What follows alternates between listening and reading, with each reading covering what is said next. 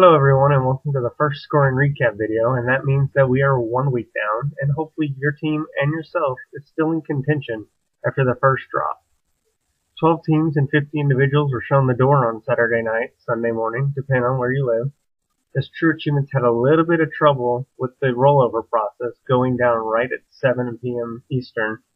This left some teams and people heartbroken that their last second point may or may not have been added to their pile. But that's the name of the game when it comes to playing that strategy on GTASC.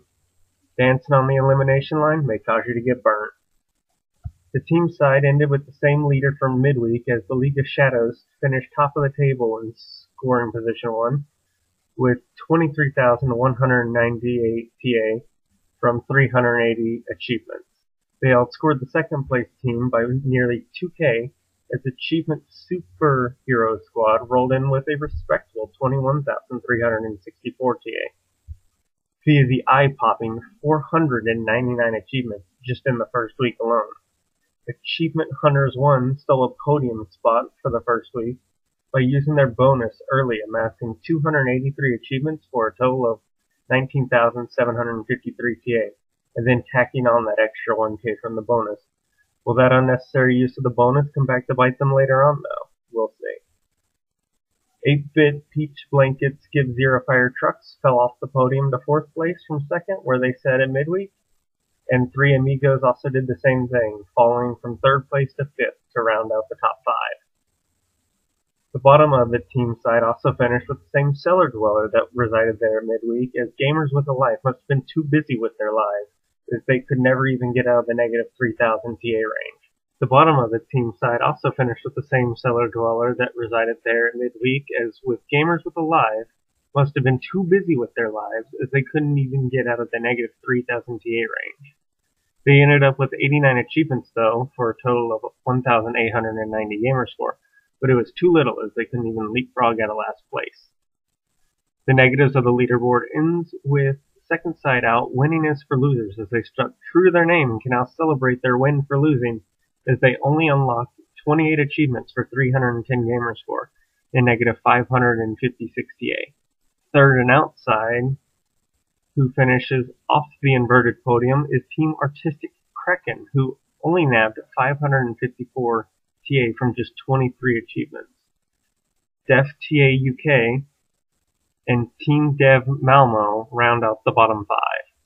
The bubble doesn't disappoint, as the difference between safety was less than 16 TA, as the Shadow Dragons showed they wanted it more by raking in 79 achievements for 1,536 TA, beating out Team Gatligun, who had 1,520 TA from only 71 achievements. The Purple Vikings and the Fractal Minds could have been ran down as well, as they were at most 180 TA point gap between them and Team Smokey the Bear and Team Brian E93. Tough luck to our 12 teams who may not have been disappointed for being in the first chunk to bow out. However, could they have possibly been saved? Of the 12 teams, 11 of them will be taking their TA bonus with them to the grave, and of those 11, 10 of them, if they would have used the bonus, would have been able to make the leap over the bar to ensure themselves safety, as only the 2 teams in negatives were actually out of it at rollover. You can only look back and wonder at this point, though. Alright, switching to the individual side, and Nyx absolutely steamrolled over the week, running away with the top of the table as he outpaced second place by over 6,000 TA, by collecting 280 achievements by himself, for a total of 16,127 TA. Best in Philly, who finishes in second place, could only muster up 10,152 TA himself on 182 achievements.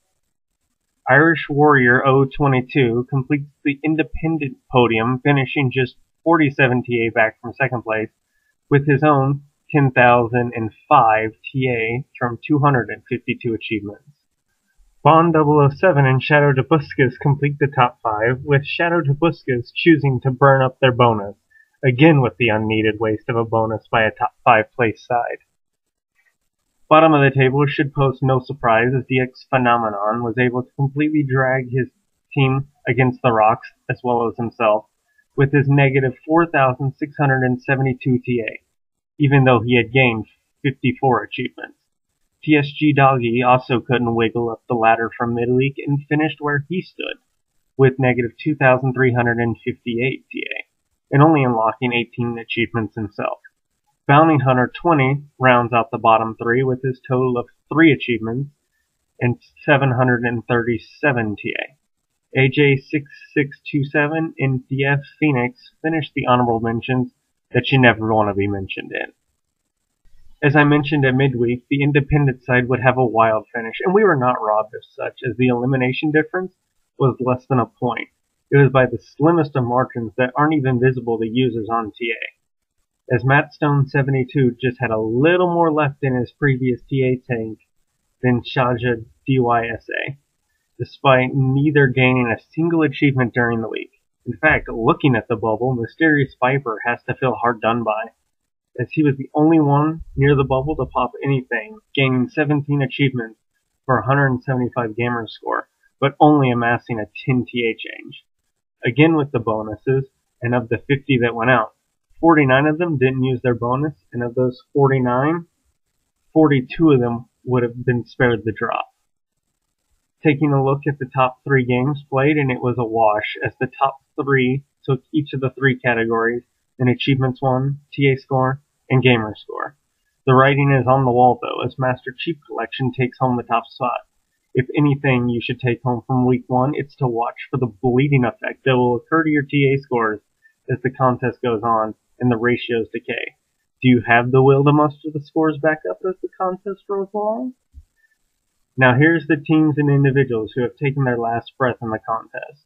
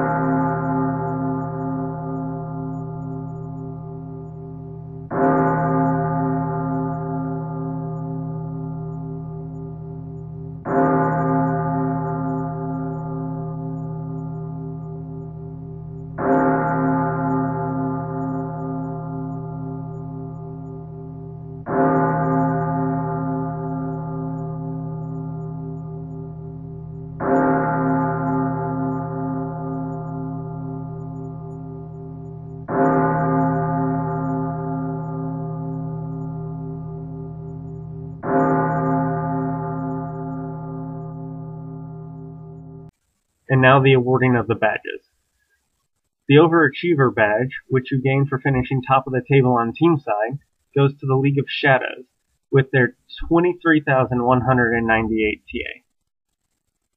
The That Was Close badge, the last team to survive the drop, goes to the Shadow Dragons. The Achievement Grinder, the team that finishes with the highest TA ratio during the scoring period, goes to Team WKF Jonesy. That Was Easy, the team that finished with the lowest TA ratio over the period, goes to Tracker Network. And the Achievaholics badge, which is awarded to the team with the most achievements, goes to the Achievement Superhero Squad, with their 499 achievements won. During the course of the scoring period, a couple of prizes were won.